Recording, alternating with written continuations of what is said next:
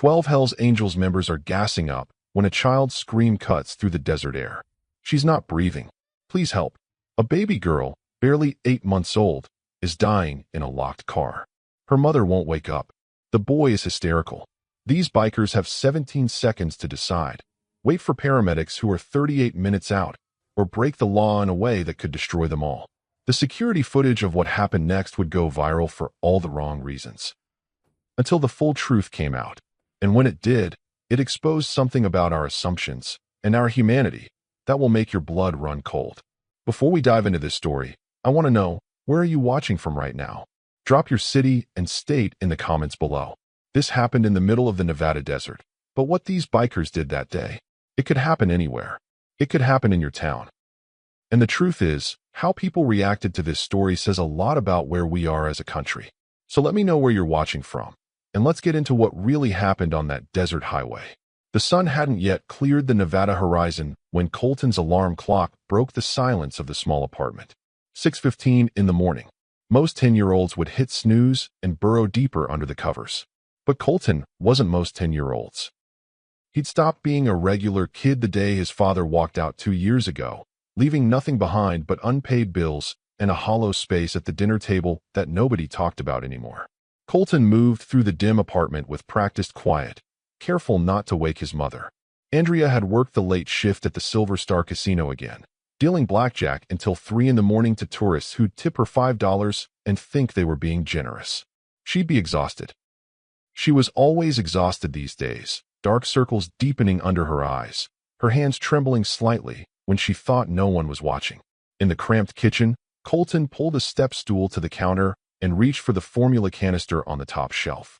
8 months old, his baby sister Maisie would be awake soon, and she'd wake up hungry. He measured 4 scoops into the bottle with the concentration of a chemist, added the water to the precise line, shook it exactly 30 times the way his mother had taught him. The bottle went into the warmer. 2 minutes. He set the timer on the microwave and waited, watching the seconds count down in glowing green numbers. This was his morning. This had been his morning for months now. Formula, diapers, burping, soothing. Things his friends wouldn't know how to do, things they'd never need to know. His best friend from school, Peter, still had his dad make him pancakes every Saturday. Colton couldn't remember the last Saturday that felt like a Saturday. From the bedroom, Maisie's first whimpers drifted through the thin walls. Right on schedule. Colton grabbed the warmed bottle and padded down the narrow hallway, past his mother's closed door where Andrea slept the shallow, troubled sleep of someone who never quite stopped worrying. Maisie's room was barely bigger than a closet, but Andrea had made it warm with secondhand decorations and a mobile of stars that Colton had helped hang from the ceiling. Maisie's face scrunched up, ready to cry, but then she saw her big brother and her expression shifted into that gummy, toothless smile that made everything else fade away for a moment.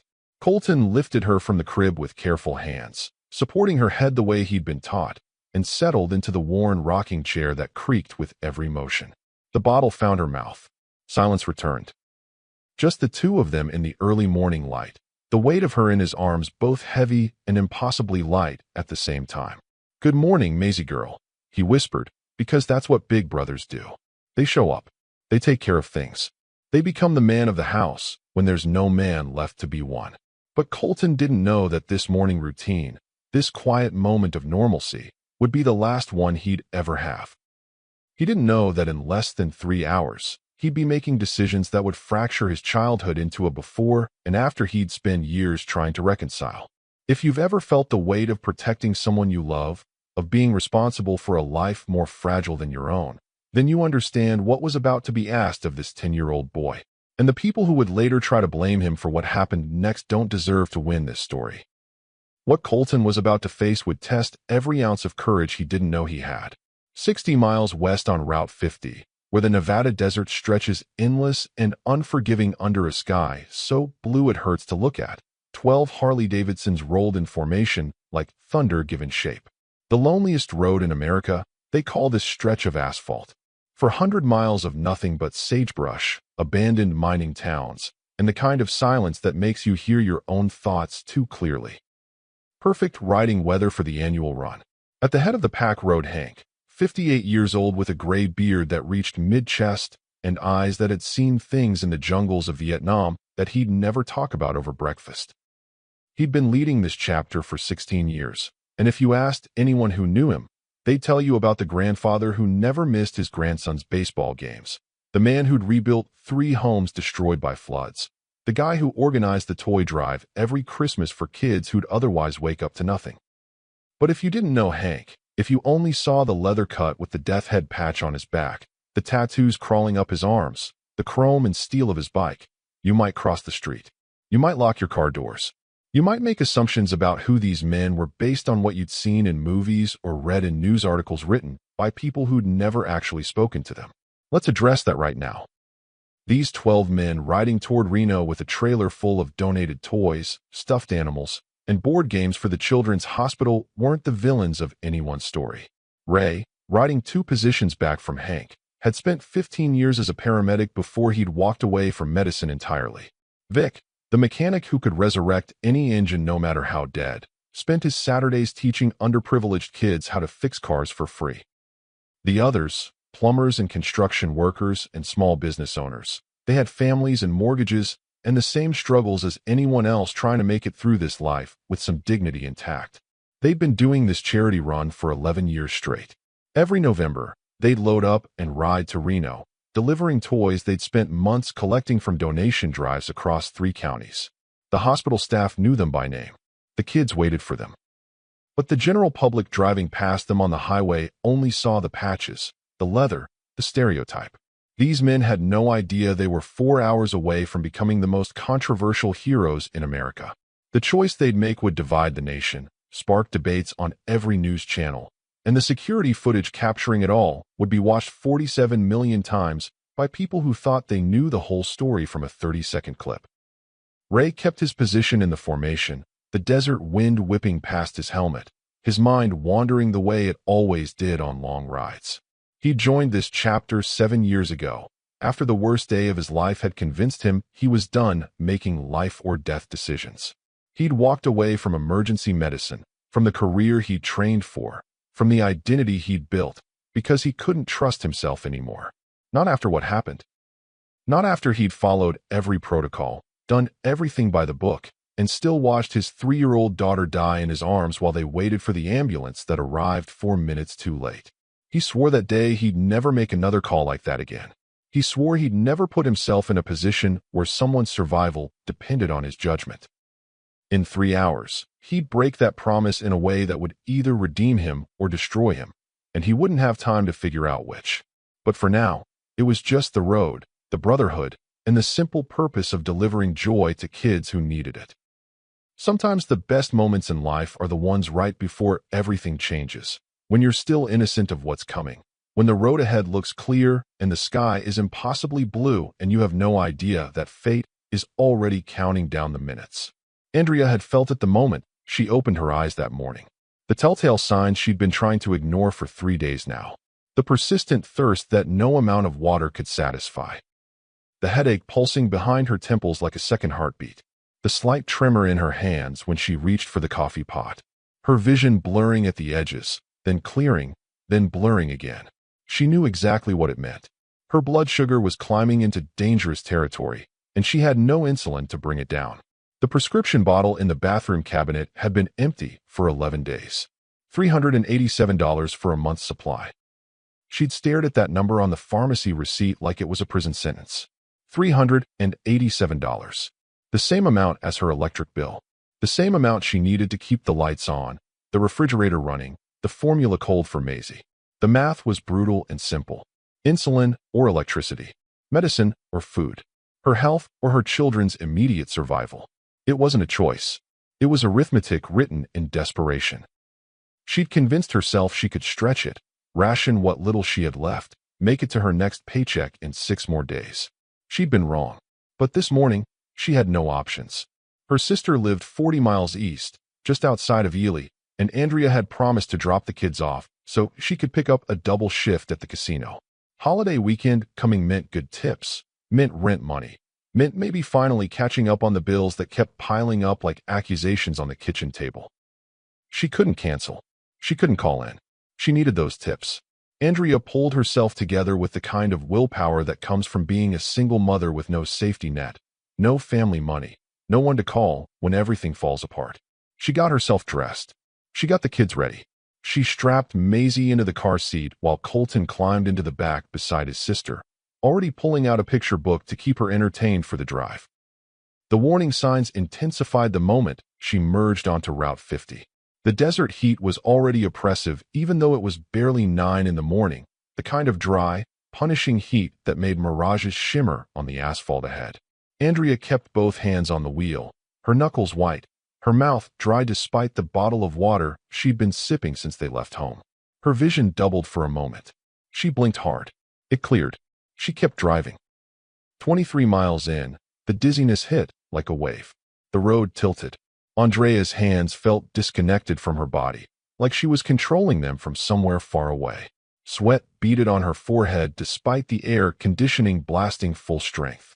She knew these symptoms. She'd lived with diabetes long enough to know exactly what was happening. Her body was shutting down, cell by cell, system by system, because she'd made the impossible choice between medicine and motherhood. Last Chance gas station appeared on the horizon like an answer to a prayer she hadn't spoken. The faded sign, the single pump island, the tiny convenience store attached to it. Middle of nowhere. Exactly nowhere. But it had a bathroom. It had water. She could pull herself together there, splash cold water on her face, buy something with sugar to stabilize herself just enough to make it the rest of the way. Andrea pulled into the gravel lot, her hands shaking so badly she nearly missed the parking spot. The engine ticked as she turned it off. Colton looked up from the book he'd been reading to Maisie. "Mom, you okay?" "I'm fine, honey. Just need to use the restroom real quick. You stay here with your sister, okay? I'll leave the AC on. Be right back." She didn't wait for his answer. She grabbed her keys, stumbled out of the car, and made it 3 steps before the world tilted dangerously. She steadied herself against the car door, took a breath, forced her legs to move. The convenience store door was 20 feet away. She could make 20 feet. She had to make 20 feet. Inside, the fluorescent lights felt like knives stabbing into her skull. The clerk behind the counter said something Andrea didn't register. She pointed toward the bathroom in the back. The clerk nodded. Andrea stumbled past shelves of chips and candy bars and beef jerky, past the coffee station where the pot had been sitting too long on the burner, past the lottery ticket display and the magazine rack, until she finally reached the bathroom door. The lock clicked behind her. The tiny room with its cracked mirror and harsh lighting and the smell of industrial cleaner. Andrea made it to the sink, turned on the cold water, splashed it on her face. Her reflection stared back at her. Pale, sweating, eyes unfocused. She recognized the woman in the mirror, but barely. This was what poverty looked like. This was what choosing between insulin and your children looked like. This was the face of a system that had failed her so completely that she was about to collapse in a gas station bathroom in the middle of the Nevada desert while her children waited in the car. The room spun. Andrea reached for the sink to steady herself, but her hand missed. Her knees buckled. She went down hard on the tile floor, her head cracking against the wall on the way down. The last thing she heard before everything went black was the sound of the bathroom fan whirring overhead, indifferent and eternal. For 8 minutes, Andrea lay unconscious on that bathroom floor. 8 minutes where her body fought a battle she couldn't win without insulin, without help, without intervention. Out in the parking lot, Colton sat in the back seat with Maisie, reading her the picture book about the caterpillar that becomes a butterfly, completely unaware that his mother wasn't coming back out. Not yet. Not for a while. Maisie cooed and reached for the colorful pages. Colton smiled and let her grab at the book with her tiny fingers. The air conditioning hummed. Everything seemed normal. Everything seemed fine. But it wasn't fine. Because 3 minutes after Andrea collapsed, the car's automatic shutoff feature did exactly what it was programmed to do. The engine had been idling for too long in park. Safety protocol. Fuel conservation. The kind of feature that makes perfect sense in a dealer showroom and becomes a death sentence in the desert. The engine died. The air conditioning died with it. And the Nevada sun, already climbing toward its midday peak, began turning that sedan into an oven. The temperature inside the car started climbing. Slowly at first, then faster. Colton didn't notice yet. He was focused on his sister, on keeping her happy, on doing his job as the big brother. Maisie didn't notice yet either. She was 8 months old. She didn't understand what heat meant, what danger felt like, what was about to happen to her tiny body. But the car's internal temperature gauge knew. It was climbing. 90 degrees. 95. 100. And outside, in the distance, the rumble of 12 motorcycles grew louder as they approached the same gas station where a mother lay unconscious and her children sat trapped in a car that was becoming a furnace. Comment if you stand against the system that forced Andrea into this impossible situation. Every comment pushes this story to someone who needs to see it, to someone who might be making the same brutal choice between medicine and survival, to someone who needs to know they're not alone in this fight. What happened next would force 12 strangers to choose between the law and a child's life. And the clock was already ticking. Andrea had felt it the moment she opened her eyes that morning. The telltale signs she'd been trying to ignore for 3 days now. The persistent thirst that no amount of water could satisfy. The headache pulsing behind her temples like a second heartbeat. The slight tremor in her hands when she reached for the coffee pot. Her vision blurring at the edges, then clearing, then blurring again. She knew exactly what it meant. Her blood sugar was climbing into dangerous territory, and she had no insulin to bring it down. The prescription bottle in the bathroom cabinet had been empty for 11 days. $387 for a month's supply. She'd stared at that number on the pharmacy receipt like it was a prison sentence. $387. The same amount as her electric bill. The same amount she needed to keep the lights on, the refrigerator running, the formula cold for Maisie. The math was brutal and simple. Insulin or electricity. Medicine or food. Her health or her children's immediate survival. It wasn't a choice. It was arithmetic written in desperation. She'd convinced herself she could stretch it, ration what little she had left, make it to her next paycheck in 6 more days. She'd been wrong. But this morning, she had no options. Her sister lived 40 miles east, just outside of Ely, and Andrea had promised to drop the kids off so she could pick up a double shift at the casino. Holiday weekend coming meant good tips, meant rent money, meant maybe finally catching up on the bills that kept piling up like accusations on the kitchen table. She couldn't cancel. She couldn't call in. She needed those tips. Andrea pulled herself together with the kind of willpower that comes from being a single mother with no safety net, no family money, no one to call when everything falls apart. She got herself dressed. She got the kids ready. She strapped Maisie into the car seat while Colton climbed into the back beside his sister, already pulling out a picture book to keep her entertained for the drive. The warning signs intensified the moment she merged onto Route 50. The desert heat was already oppressive even though it was barely 9 in the morning, the kind of dry, punishing heat that made mirages shimmer on the asphalt ahead. Andrea kept both hands on the wheel, her knuckles white, her mouth dry despite the bottle of water she'd been sipping since they left home. Her vision doubled for a moment. She blinked hard. It cleared. She kept driving. 23 miles in, the dizziness hit like a wave. The road tilted. Andrea's hands felt disconnected from her body, like she was controlling them from somewhere far away. Sweat beaded on her forehead despite the air conditioning blasting full strength. She knew these symptoms. She'd lived with diabetes long enough to know exactly what was happening. Her body was shutting down, cell by cell, system by system, because she'd made the impossible choice between medicine and motherhood. Last Chance gas station appeared on the horizon like an answer to a prayer she hadn't spoken. The faded sign, the single pump island, the tiny convenience store attached to it. Middle of nowhere. Exactly nowhere. But it had a bathroom. It had water. She could pull herself together there, splash cold water on her face, buy something with sugar to stabilize herself just enough to make it the rest of the way. Andrea pulled into the gravel lot, her hands shaking so badly she nearly missed the parking spot. The engine ticked as she turned it off. Colton looked up from the book he'd been reading to Maisie. "Mom, you okay?" "I'm fine, honey.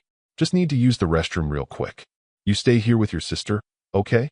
I'll leave the AC on. Be right back." She didn't wait for his answer. She grabbed her keys, stumbled out of the car, and made it 3 steps before the world tilted dangerously. She steadied herself against the car door, took a breath, forced her legs to move.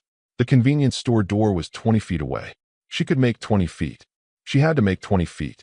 Inside, the fluorescent lights felt like knives stabbing into her skull. The clerk behind the counter said something Andrea didn't register. She pointed toward the bathroom in the back. The clerk nodded.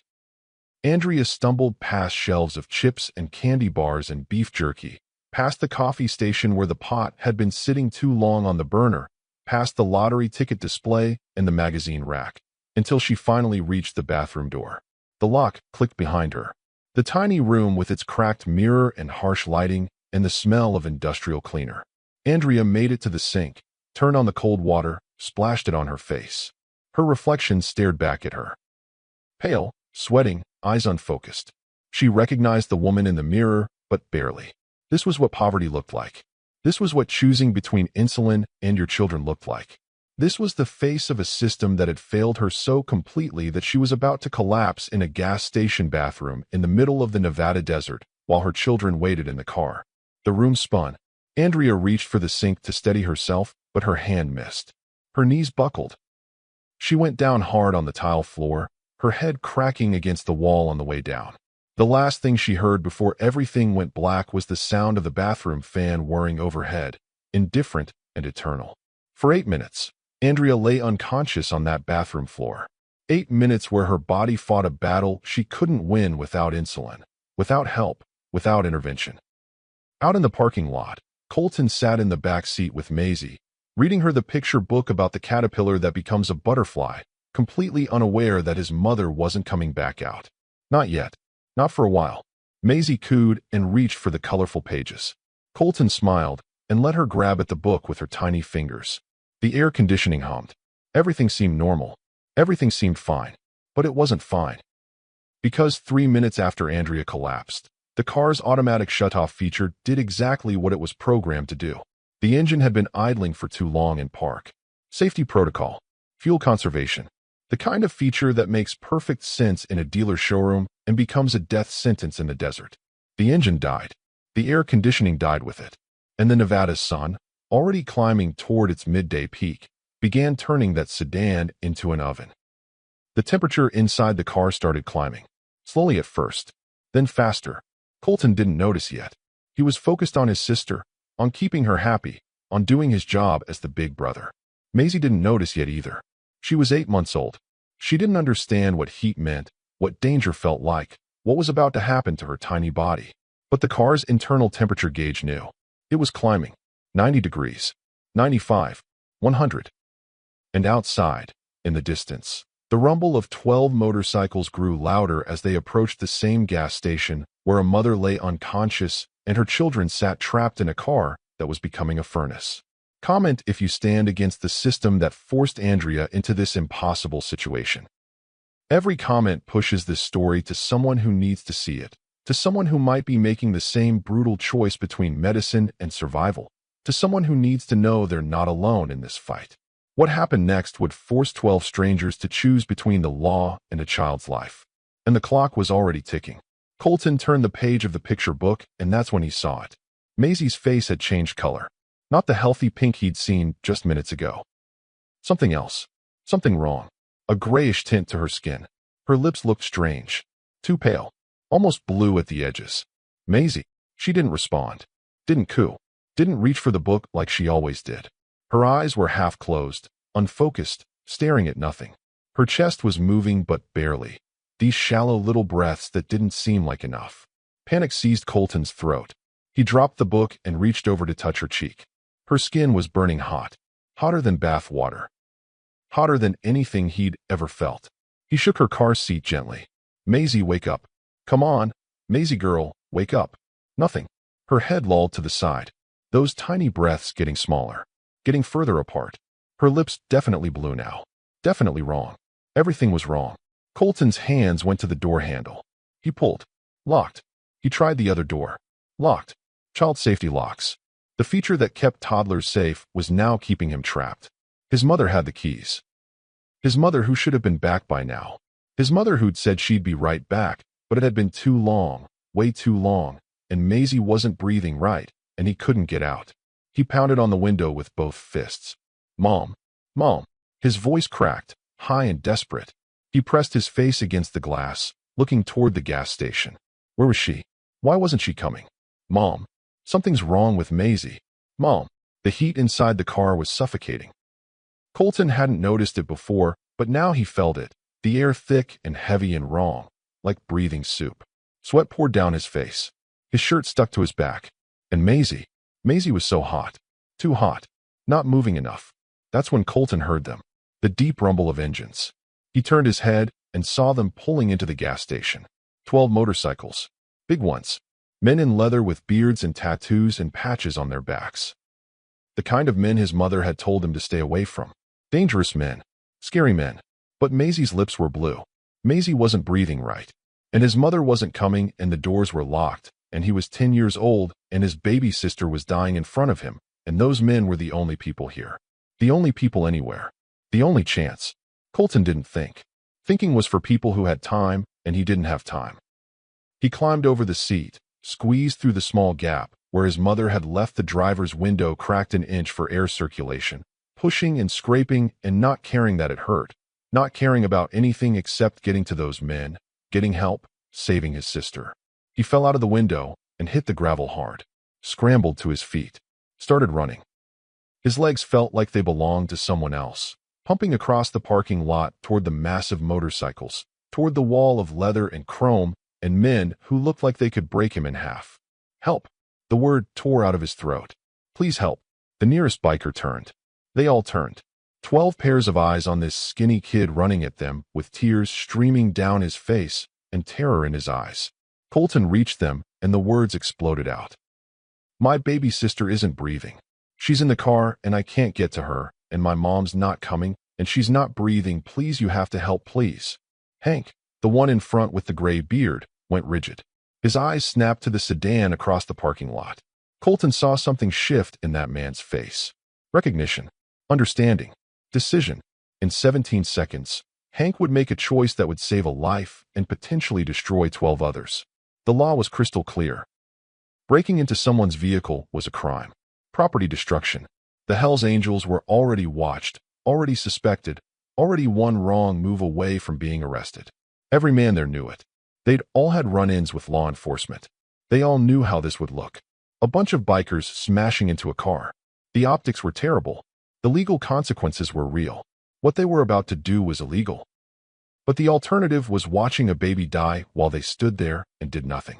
And that was unthinkable. Hank was already moving before the boy finished his sentence. Years of military training, decades of being the one who makes the call when seconds matter, all of it kicked in instantly. He strode across the parking lot with 11 men following in formation behind him, their boots crunching on gravel, their faces shifting from casual afternoon to full crisis mode. Ray pushed to the front, his paramedic instincts overriding everything else. He reached the sedan first and pressed his face against the window. What he saw made his blood turn cold. An infant in a car seat. Skin flushed deep red. Lips tinged blue. Head lolled to one side. Chest barely moving. He'd seen this before. Too many times. Heat stroke. Advanced stage. Minutes mattered. Maybe seconds. How long? Ray barked at the boy. I don't know. 10 minutes? 15? The AC was on, but then it stopped, and I tried to wake her, but she won't wake up, and... Ray put a hand on the car hood. The metal was scorching. He pulled his hand back instinctively. The sun had been beating down on this vehicle for at least 15 minutes, maybe longer. He did the math in his head. Outside temperature was 96 degrees. Dark-colored sedan. Windows up. No air circulation. The interior temperature could easily be 115, 120 degrees. That baby had been cooking in an oven. We need to get her out. Now. Ray's voice was steady but urgent. He tried the door handle. Locked. All of them locked. He looked around. Where's your mother? Where are the keys? Colton pointed toward the gas station, his whole body shaking. She went inside. She said she'd be right back, but she's not coming back, and I don't know why, and Maisie needs help now. Someone get the mother, Hank ordered. 2 bikers immediately headed toward the convenience store at a run. Vic stepped forward, already assessing the situation with a mechanic's eye. Kid, step back. He looked at Hank. We break the window. We're looking at property destruction. Cops roll up, see a bunch of angels standing around a broken car with a baby. They're not going to ask questions first. I know, Hank said quietly. We all know what this looks like, another biker added, his voice tight. We smash this window, someone calls it in, we're all getting cuffed. Ray turned to face them, and his voice cut through every hesitation. That baby has maybe 5 minutes before her brain starts shutting down. Maybe less. She's critical right now. We don't have time for paramedics. We don't have time for questions. We barely have time for this conversation. What about liability? Someone asked. Breaking into someone's vehicle could put us all back inside, Vic finished. He wasn't wrong. Half the men there had records. Assault, disorderly conduct, minor drug charges from years ago. The kind of past that never quite goes away when you wear a death head patch. The police watched them. The district attorney's office watched them. One wrong move, and they'd all be right back in the system that had already chewed them up once. Hank looked at that baby through the window, at her blue lips, at her chest barely rising. He thought about his own grandkids, about what he'd want someone to do if they were trapped and dying and there was nobody else around to help. The law was clear. The consequences were real. The risk was massive. But some choices aren't really choices at all. I don't care, Hank said, his voice flat and final. Break the damn window. Vic already had the tire iron in his hand. He moved to the rear passenger window, angled the tool, and swung hard. The glass exploded inward in a shower of crystalline fragments. The sound echoed across the empty parking lot like a gunshot, like a line being crossed that couldn't be uncrossed. Ray didn't wait. He reached through the broken window, careful of the jagged edges, and unlocked the door from the inside. The heat that rolled out when he opened that door was like opening a furnace. 118 degrees, easy. Maybe hotter. The air itself felt thick, hostile, lethal. He got the car seat unbuckled with practiced efficiency and lifted Maisie out. The baby's body was limp, burning hot to the touch. Her breathing so shallow Ray had to watch closely to confirm she was breathing at all. Her pulse was rapid and thready under his fingers. Severe hyperthermia, dehydration, possibly going into shock. This was bad. This was really bad. Ray's hands started shaking. He tried to stop them, tried to force his body under control. But those hands remembered. They remembered another baby, another emergency, another moment just like this one 23 years ago when he'd held his own daughter and felt her slipping away while he did everything right, followed every protocol, waited for the ambulance like he was supposed to, and watched her die anyway. The last time he'd done infant CPR was on his 3-year-old daughter. She didn't make it.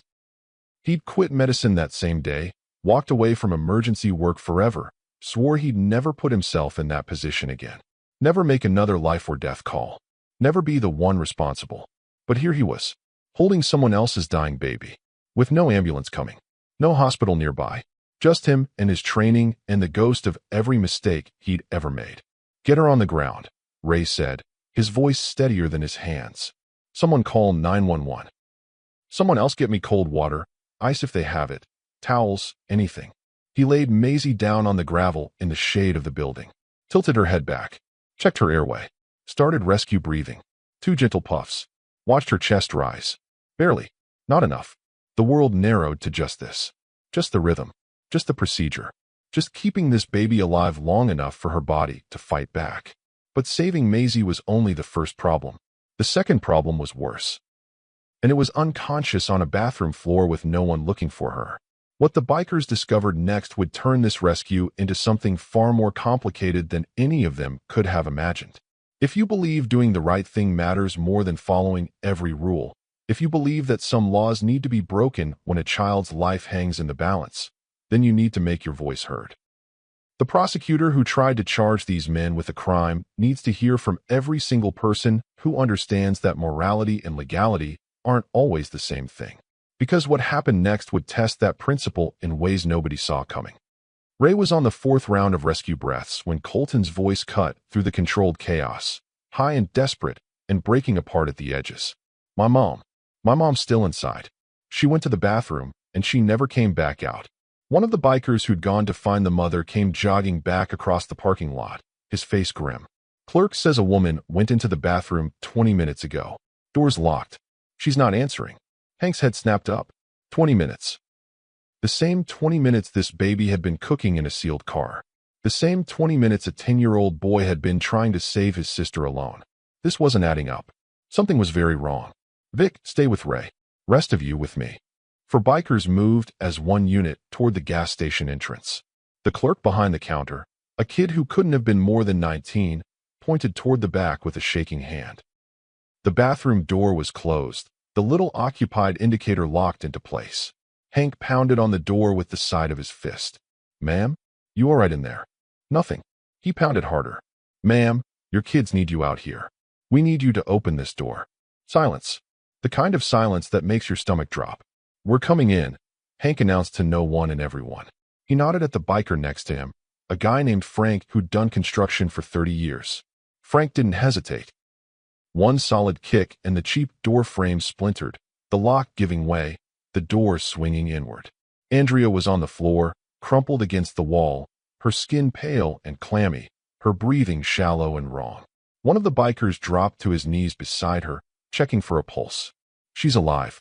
Pulse is weak. She's burning up. Diabetic," another biker said, pointing to the medical alert bracelet on Andrea's wrist. "She's in some kind of crisis. We need paramedics now." Back outside, Vic had his phone pressed to his ear, connected to 911 dispatch. The conversation wasn't going well. Ray could hear Vic's voice getting louder, more frustrated, more desperate. "I don't care about your protocol.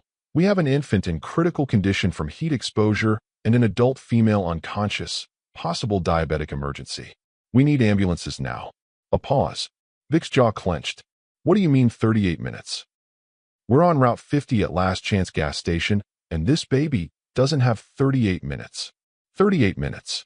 The words hung in the desert air like a death sentence. Ray knew exactly what 38 minutes meant for Maisie. Her core body temperature was dangerously elevated. Her brain was cooking from the inside. Every minute that passed without aggressive cooling, without four fluids, without proper medical intervention, was a minute closer to permanent brain damage or death. 38 minutes was a lifetime. 38 minutes was too long. Ray kept working. Rescue breaths. Monitoring her pulse. One of the bikers had brought out a bag of ice from the convenience store freezer. Ray packed it around Maisie's head, her neck, under her arms, trying to bring her temperature down manually. It was battlefield medicine. It was all he had. Inside the gas station, two bikers were carrying Andrea out, one supporting her shoulders, the other her legs. They laid her in the shade next to where Ray worked on Maisie. Mother and daughter, both unconscious, both critical, both running out of time. Hank stood in the center of the parking lot, 12 bikers looking to him for the call, a 10-year-old boy watching with terror in his eyes, and two dying people on the ground in front of him. The math was brutal and simple. 38 minutes for the ambulance to arrive. Then transport time to the hospital. Call it an hour total before either of these patients got real medical care. Maisie wouldn't survive an hour. She might not survive 30 minutes. But there was another option. The hospital in Ely was 40 miles east. 40 miles that could be covered in under 30 minutes if you pushed it. If you were willing to break traffic laws. If you were willing to take responsibility for transporting critical patients without proper equipment, without EMT certification, without any of the legal protections that came with waiting for official help. The law was clear on this too. Moving critical patients without proper medical authorization was reckless endangerment. If anything went wrong during transport, if either patient died or suffered complications, every man involved could face criminal charges. Manslaughter. Negligent homicide. The kind of charges that came with real prison time. They were Hell's Angels. The police already watched them. The district attorney already had a file on their chapter. They'd already broken one law today by smashing that car window. Now Hank was considering breaking about a dozen more. "Ray, real talk. Can the baby survive 40 minutes in a vehicle with you doing CPR?" Ray looked up, his face drawn and exhausted and haunted by ghosts. "Maybe. If we can keep her temperature down, if I can maintain her breathing, if she doesn't go into full shock. It's not ideal. It's dangerous as hell.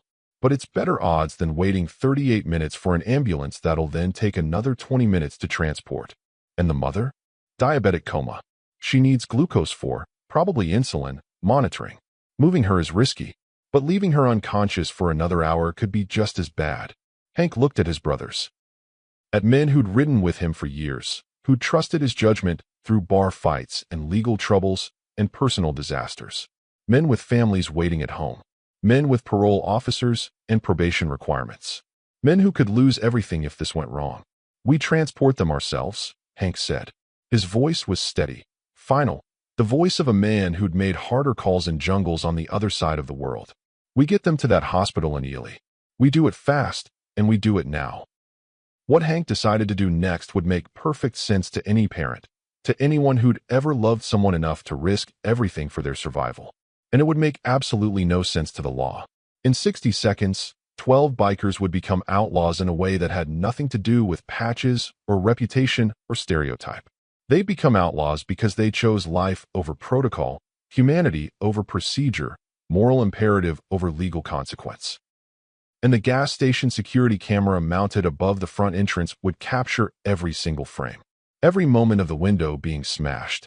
Every second of the bikers carrying unconscious bodies. Every detail that could be used to prosecute them later. But none of that mattered right now. Right now, there were 2 people dying and 12 men who refused to stand there and watch it happen. The gas station owner was already backing his pickup truck across the parking lot before anyone asked. He'd watched the whole thing unfold from behind his counter, seen the desperation, understood what was happening. An old Ford F-150 with a dented tailgate and a bed lined with moving blankets he used for hauling supplies. It wasn't an ambulance. It wasn't even close. But it had wheels and an engine, and right now that made it the most important vehicle in Nevada. "Take it," he said, tossing the keys to Hank. "Bring it back when you can."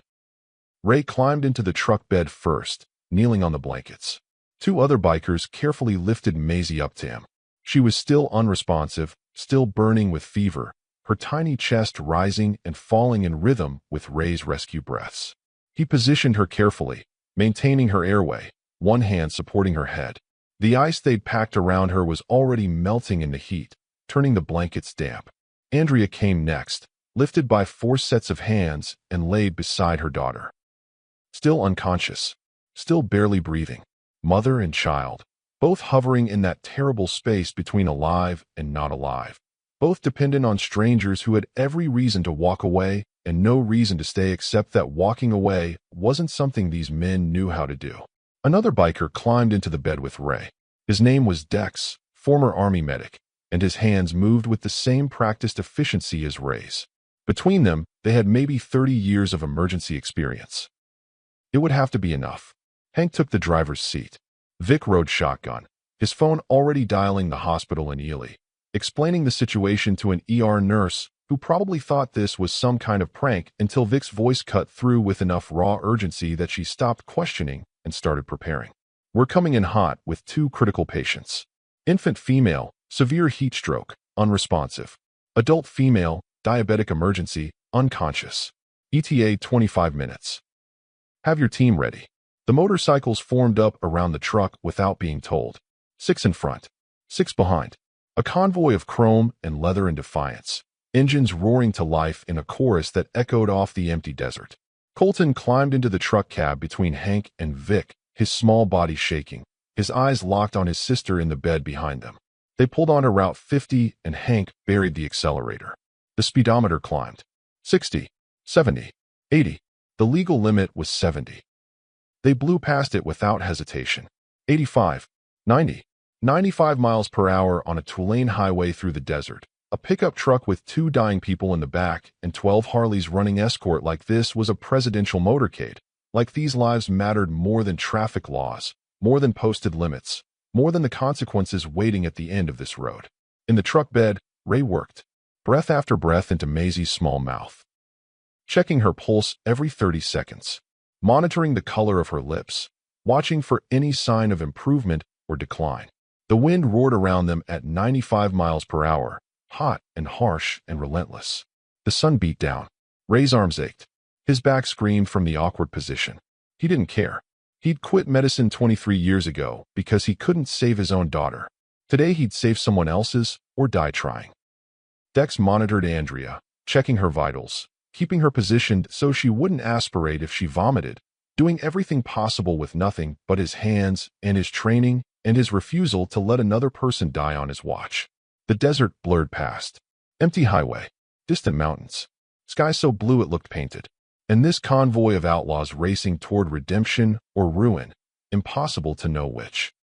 For 28 minutes, Ray breathed life into a stranger's baby while his brothers broke every traffic law in Nevada. 28 minutes of counting breaths and checking pulses and praying to gods he'd stopped believing in decades ago. 28 minutes of Hank pushing that truck to its limits while Vic navigated and called out mile markers and kept the ER updated on their approach.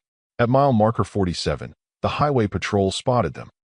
Two Nevada state troopers parked on the shoulder running radar saw 12 motorcycles and a pickup truck fly past at nearly 100 miles per hour. Saw the Hells Angels patches. Saw the blatant disregard for every traffic regulation on the books. The troopers pulled onto the highway, lights flashing, sirens wailing. What those officers did next, or didn't do, would become the most controversial part of this entire story. More controversial than the broken window. More debated than the decision to transport. The choice those two state troopers made in the next 60 seconds would either validate everything these bikers had done or condemn them all. Comment if you're standing with these bikers. Every comment is a voice against the system that tried to punish them for saving lives instead of celebrating their humanity. Because what happened when those patrol cars caught up to the convoy would expose something about justice, about law enforcement, about the difference between rules and righteousness that would make millions of people question everything they thought they knew. The ER team was waiting when the convoy pulled into the hospital parking lot, exactly as Vic had told them they would be. Nurses with a gurney, a pediatric specialist with a crash cart, two doctors moving with the kind of controlled urgency that comes from years of emergency medicine. They'd heard the call. Infant heat stroke, diabetic coma, critical transport. They were ready. Ray climbed out of the truck bed first, still cradling Maisie against his chest, still maintaining her airway, still doing the job he'd quit 23 years ago but never really stopped knowing how to do. He handed her to the pediatric team with hands that didn't want to let go, with the muscle memory of a father who'd once handed over his own daughter this same way and never got her back. Core temp's been over 105 for at least 40 minutes, Ray said, his voice hoarse from the wind and the fear and the effort of keeping this baby alive. Rescue breathing the whole transport. Pulse thready but present. She's been unresponsive since we found her. The nurses took her without breaking stride, moving toward the ER entrance in formation. The doctor called out orders Ray couldn't quite hear but recognized from a lifetime ago. For fluids, cooling protocols, oxygen. The machinery of modern medicine taking over where his hands had done all they could. Andrea came next, lifted from the truck bed by Dex and two ER staff, transferred to the second gurney. Still unconscious. Still barely there. But breathing. Still breathing. That had to count for something. Colton jumped down from the truck cab and tried to follow his mother and sister inside, but a nurse gently caught his shoulder. Honey, you need to wait here just for a few minutes while we get them stabilized, okay? You did so good. You were so brave. Just let us do our job now. The boy stood frozen in the ambulance bay, small and alone and shaking from adrenaline he didn't know how to process. Hank walked over and put a hand on his shoulder, solid and steady in there. They're in good hands now, son. Best place they could be. Colton looked up at this massive man with the gray beard and the leather cut and the eyes that had seen too much, and he nodded because he didn't have words left for what he was feeling. The bikers moved to the parking lot without being asked. They knew they didn't belong in waiting rooms, knew their presence would raise questions and eyebrows, and probably some discomfort from people who weren't used to seeing Hells Angels patches in a hospital corridor.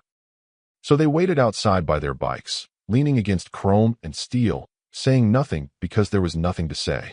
They'd done what they came to do. The rest was up to doctors and medicine and whatever higher power might be listening. 45 minutes later, a doctor emerged through the automatic doors. She was young, mid-30s, exhausted in the way ER doctors always are, but her face carried something that looked like relief. She found Colton first. Your sister's going to be okay. Her core temperature was 105.3 when she arrived. That's critical. Life-threatening. But we've got her stabilized now. We're bringing her temp down slowly, and she's responding well. Another 5 minutes in that heat, and we'd be having a very different conversation. But she's going to make it. Colton's legs gave out. Just collapsed under him. Hank caught him before he hit the ground, held him up while this 12-year-old boy who'd been holding everything together for hours finally let himself break apart. The doctor continued. Your mother is stable too. Diabetic ketoacidosis. Severe. She's unconscious, but we've started treatment and her vitals are improving. She should regain consciousness in the next few hours. She looked past Colton to the bikers standing in the parking lot. I'm told you're the ones who brought them in. That you performed CPR during transport. That you probably saved both their lives. Hank shook his head. We just did what anyone would do. No, the doctor said firmly. Most people would have waited for the ambulance. Most people would have followed protocol. Your decision to transport them yourselves, your willingness to take that risk, that's why they're both alive. So thank you. From all of us. Thank you. The bikers nodded, uncomfortable with the gratitude, and used to being called heroes by people in positions of authority. Ray stared at the ground, his jaw tight, his hands still shaking slightly from the adrenaline and the memory and the weight of saving a life he couldn't save 23 years ago. An hour later, Andrea opened her eyes, disoriented, confused. Then the memory came flooding back, and with it the horror of what had happened, what she'd done, what she'd put her children through. The nurses had to hold her down, had to calm her, had to explain that both she and Maisie were okay, that everything was okay, that her children were safe. When they finally let Colton into her room, Andrea pulled him close and sobbed into his hair, holding him like she'd never let go, whispering apologies he didn't need to hear because he'd already forgiven her for things that weren't her fault to begin with. The bikers thought their part in this story was over. They'd saved 2 lives. That should have been the end. They'd mount their bikes and ride back to their regular lives and maybe tell this story over beers in a few years, maybe not. It was just something they'd done because it needed doing, because walking away wasn't in their nature, because some choices aren't really choices at all. But surveillance footage from the gas station was already going viral. 37 seconds of decontextualized action ripped from the full story and uploaded to the internet where context goes to die and judgment spreads like wildfire. And what people saw, or thought they saw, would unleash a firestorm that would consume all of them in ways none of them could have predicted. The gas station security camera had captured 37 seconds of footage. 37 seconds that would be ripped from context, stripped of nuance, and weaponized into something ugly. Someone, probably the 19-year-old clerk who'd watched it all unfold, uploaded the clip to Facebook that same evening. By the next morning, it had been shared 8,000 times. The angle was terrible. The camera was mounted above the entrance, pointing toward the parking lot at an oblique angle that made everything look more aggressive than it was. You could see the bikers surrounding the car. You could see Vic raising the tire iron. You could see the window exploding. You could see them pulling something from the vehicle. But you couldn't see Maisie's blue lips. You couldn't see Colton's terror. You couldn't hear the desperate explanation or the impossible choice. The video showed the action without the context, the violence without the reason, the breaking of the law without the saving of the life. The comments section exploded within hours. Gang members vandalize innocent families' vehicle. Thugs destroy private property in broad daylight. This is why we need stricter laws against motorcycle clubs. Look at them, just looking for trouble. The narrative wrote itself because the narrative always writes itself when you give people just enough information to confirm what they already believed. By 48 hours, national news had picked it up. Cable networks ran the clip on loop with ominous music and graphics that screamed danger and lawlessness. Talking heads debated whether motorcycle clubs should be classified as criminal organizations. Legal experts weighed in on property rights and the limits of Good Samaritan laws. Everyone had an opinion. No one had the full story. The Hells Angels stereotype did what stereotypes always do. It consumed all the oxygen in the room. The patches, the leather, the beards, the bikes, the reputation built on 50 years of media portrayal and public fear. Nobody asked why these men were at that gas station. Nobody wondered what had happened before the cameras started recording. Nobody considered that maybe, just maybe, there was more to this than 37 seconds of decontextualized footage. The district attorney for White Pine County announced an investigation 3 days after the incident. Standing in front of a podium with the American flag draped behind him, he spoke about law and order, about the importance of property rights, about how no one is above the legal system regardless of their intentions. The charges being considered: criminal mischief for the broken window, reckless endangerment for the high-speed convoy through public roads, and possibly conspiracy since all 12 bikers had participated in or facilitated the actions. Each charge carried real consequences: fines, probation, potential jail time for those with prior records.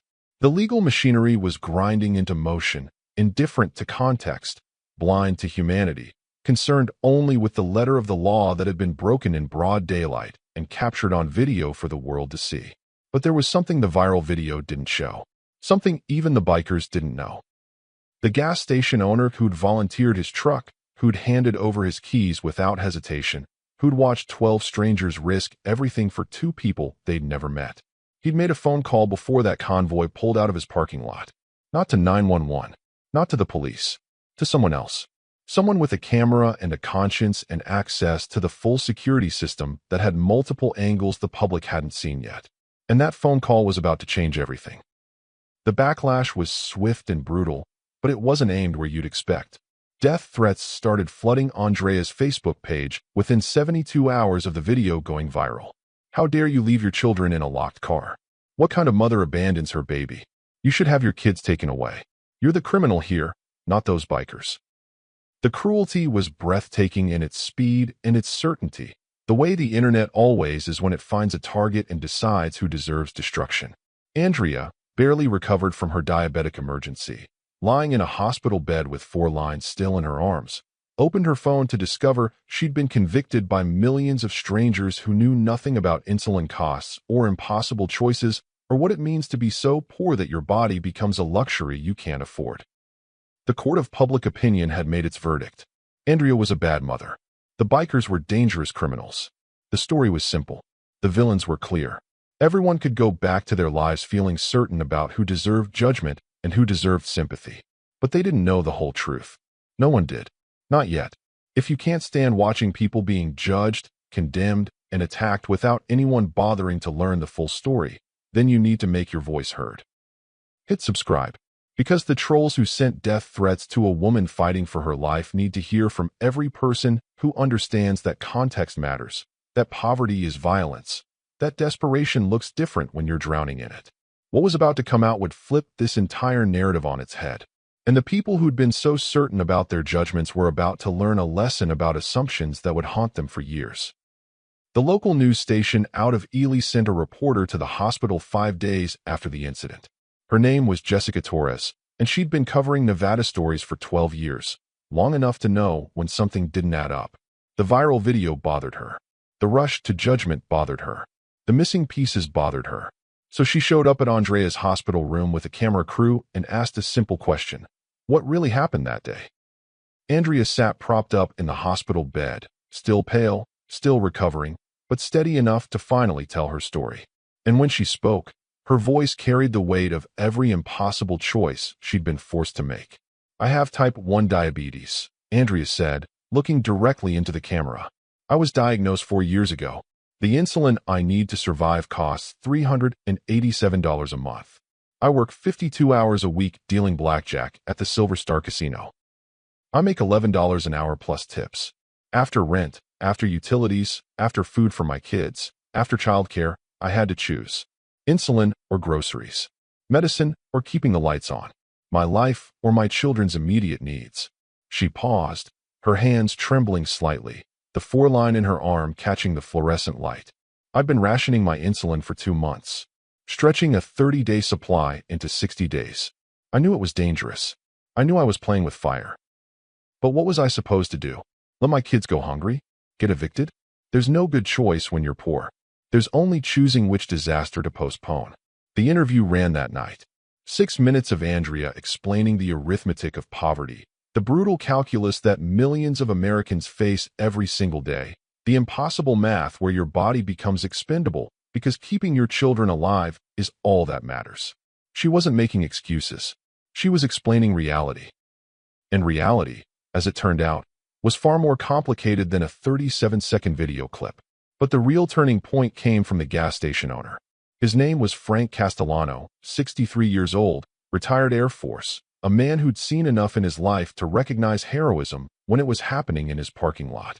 The moment that convoy had pulled away with his truck, Frank had called KNV News in Ely. Not to report a crime, to report the truth. I've got the full security footage, he'd told them. Multiple angles, audio, everything. And what I watched today wasn't a crime. It was 12 men saving 2 lives while everyone else just stood around wondering what to do. Frank handed over every frame. The full context. The angle that showed Colton climbing out of the car window, terror on his face. The audio that captured his desperate plea for help. The footage of Ray performing CPR, of the bikers organizing with military precision, of Hank making the call that saved 2 lives. The complete story that the viral clip had butchered into something unrecognizable. KNV ran it as a special report. The context-complete video hit their website and social media simultaneously. Within 6 hours, it had been viewed 4 million times. Within 24 hours, the narrative had completely flipped. The comments section that had been full of condemnation and rage transformed into something else entirely. Apologies, shame, recognition, donations. Someone launched a GoFundMe for Andrea's medical bills and ongoing insulin costs. The goal was set at $50,000. It reached that in 4 hours. By 48 hours, $340,000 had poured in from strangers who judged her harshly and now wanted to make it right. From people who saw themselves in her impossible situation, from parents who understood that poverty isn't a moral failing, it's a systematic violence that forces people into choices no one should have to make. The district attorney for White Pine County held a press conference 6 days after announcing the investigation. He stood at the same podium, in front of the same flag, but this time his message was different. After reviewing all available evidence and considering the full context of the events that occurred on Route 50, my office has determined that no charges will be filed. The actions taken by the individuals involved were not criminal. They were heroic. These men saved 2 lives, and they did so at great personal risk and with no expectation of recognition. We should be thanking them, not investigating them. The public loved it. Redemption stories always play well. The news cycle moved on to the next outrage.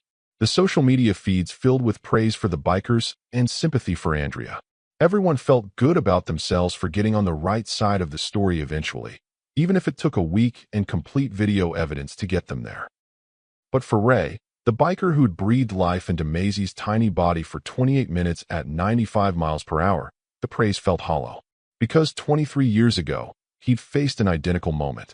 His 3-year-old daughter, Sophia, severe allergic reaction, airway closing, minutes to live. He'd been off duty, no equipment, no AP pen. He'd called 911. He'd followed protocol. He'd waited for the ambulance like you're supposed to wait. And he'd held his daughter as she died, for minutes before the paramedics arrived, for minutes that haunted every moment of his life since. That day, he'd followed the rules. And his daughter died. This day, he'd broken them. And Maisie lived. The math was brutal and simple, and Ray couldn't escape it no matter how many people called him a hero. Ray had been 22 years old when he became a paramedic. Young, idealistic, convinced he was going to save lives and make a difference. He'd been good at it too.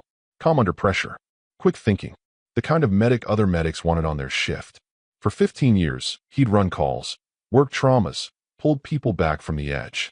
He'd saved dozens of lives, maybe hundreds. But the one life he couldn't save was the only one that mattered. Sophia, 3 years old. Bright eyes and a laugh that sounded like music. They'd been at a birthday party when she'd eaten something with peanuts in it. Nobody knew about the allergy. Nobody saw it coming.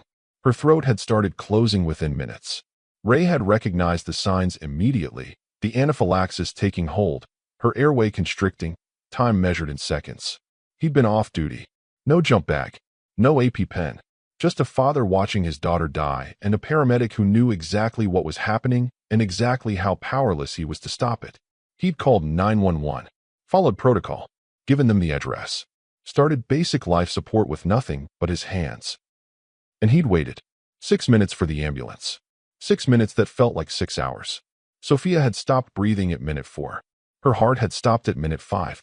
The ambulance had arrived at minute 6 with all the equipment Ray needed, but no longer mattered because his daughter was already gone. He'd quit the next day, walked away from medicine, from the career that had defined him, from the identity he'd built his entire adult life around. What was the point of saving strangers when he couldn't save his own child? What was the point of following rules that had killed the person he loved most? He'd spiraled for 2 years, lost and angry and drowning in guilt that had no bottom. The Hell's Angels had found him in a bar, offered him brotherhood when he had nothing left, gave him a family when his had shattered beyond repair. For 23 years, Ray had carried that weight. 23 years of wondering what if. What if he'd broken protocol? What if he'd driven her himself instead of waiting? What if he'd trusted his training over the system? The questions had no answers, only the endless loop of regret that played in his mind every single day. Saving Maisie was the first time Ray had broken the rules since Sophia died.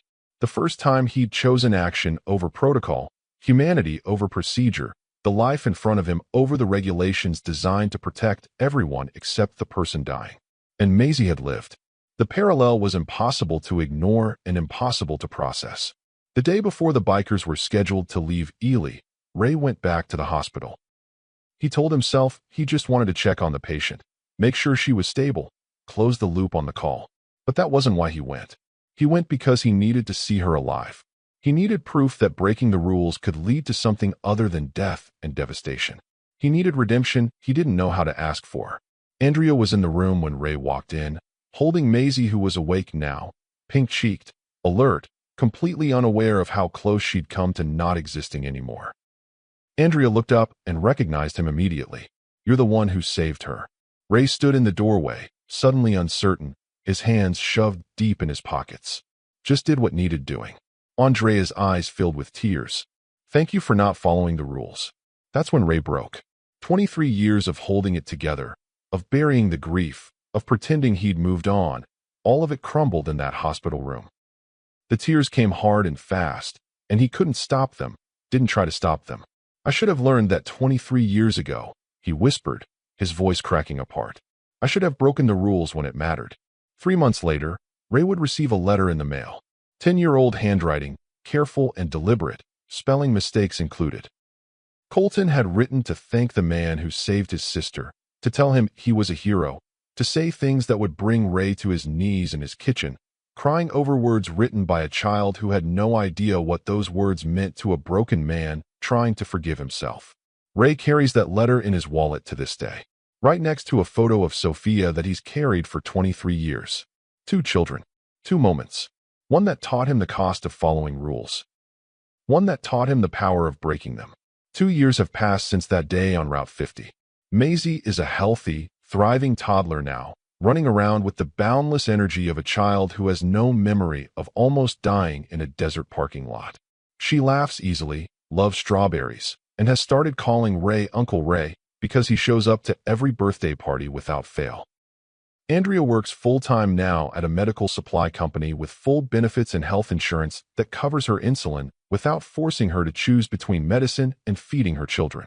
She speaks at advocacy events about healthcare access, about the hidden violence of poverty, about what it means to survive a system designed to let people like her fall through the cracks. Colton is 12 years old now and volunteers every weekend with the local EMS youth program. He wants to be a paramedic when he grows up. He wants to be the person who shows up when everything falls apart, the way 12 strangers showed up for him when his world was ending. Ray went back to emergency medicine 18 months after saving Maisie. He teaches pediatric first aid now, trains new paramedics, and tells them the same thing every single class. Sometimes the most important decision you'll ever make is knowing when the rules matter less than the life in front of you. The 12 bikers still ride together every November. The annual toy run continues. They delivered 400 toys to the Children's Hospital in Reno this past year. They never sought recognition for what happened that day. They never told the story themselves. When reporters tried to interview them, they declined. Hank said it best. "We didn't do it for attention. We did it because it was right." But there's one detail about that day that nobody talks about. Something Hank noticed but never mentioned until years later. When Colton ran toward those 12 bikers screaming for help, he didn't see their leather cuts. He didn't see their tattoos or their patches or the death head insignia that makes people cross the street. He saw 12 human beings.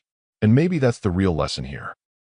That when everything falls apart, when life hangs in the balance, when desperation strips away all the superficial layers we use to judge each other, we don't see labels. We see each other. We see the humanity that connects us all, the shared vulnerability that makes us reach out instead of turn away. If you believe that humanity matters more than stereotypes, if you believe that people are more than the assumptions we make about them, then do 3 things right now. First, subscribe to this channel, because stories like this need to be told, and the algorithm won't spread them without you. Second, comment, "I see humans first," because every comment fights against the people who judged these bikers without knowing them, who condemned Andrea without understanding her struggle, who reduced a moment of profound humanity into a viral clip stripped of context. And third, share this video with someone who needs to remember that heroes don't always look like what we expect.